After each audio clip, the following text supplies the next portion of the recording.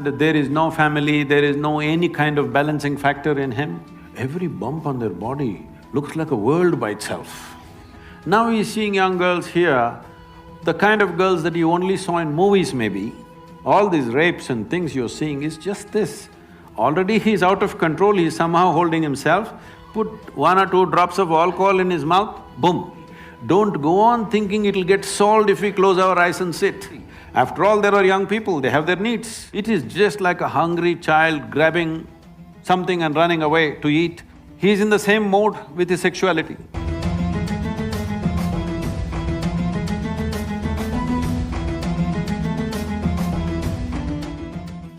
So the next question is from Uma. The question goes, life in cities have become a nightmare for girls. Groping, leering, lewd comments in public transport are a norm that girls have to put up with and unfortunately don't raise their voice against. What to do about such upsetting civilizational evils? It's an unfortunate reality. At that moment, I know what is the reaction and what is it that we feel like doing. That's a different matter. But we must look at the larger picture. Why? Why is such a thing happening? See, this is because we are a society in transition. We have sort of given up our traditional ways of doing things. We have not caught up with another way of doing life totally. We're just hanging in between for too long. In the sense,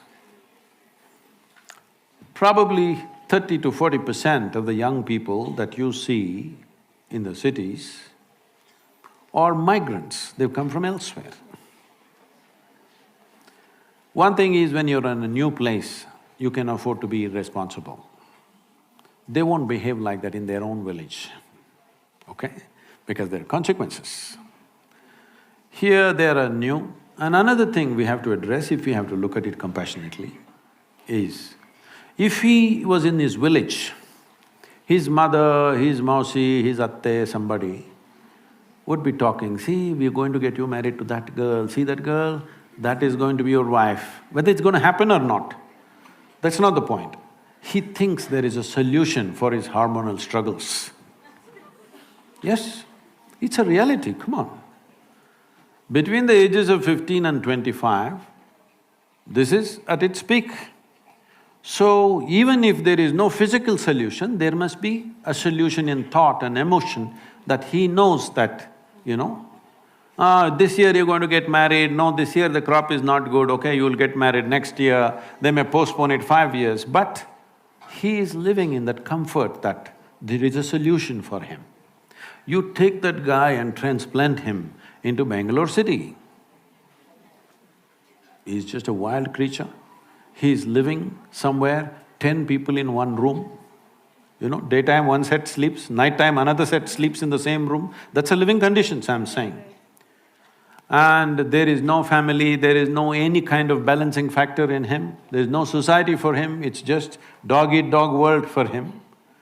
And for his hormonal stuff, there is no solution. Nobody is telling him that girl is for you. His mind is going crazy.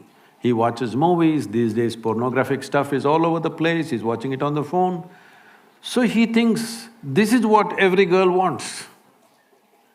He is unable to think beyond that, you must understand his problem. See, first of all, what puberty or adolescence means is, see, when you were, let's say 10, 12 years of age, you looked at somebody, they were just fine. Suddenly you became 14, 15, your intelligence got hijacked by your hormones. You look at somebody, every bump on their body looks like a world by itself. Yes, this is the reality. Now, that guy who is transplanted from a village to here, and his idea of a woman was his mother or his mausi or somebody, now he's seeing young girls here, the kind of girls that you only saw in movies maybe. Now, 1 drop of alcohol, the guy will pounce on you. Little more push he needs. All these rapes and things you're seeing is just this. Already he's out of control, he's somehow holding himself, put 1 or 2 drops of alcohol in his mouth, boom, he'll go crazy.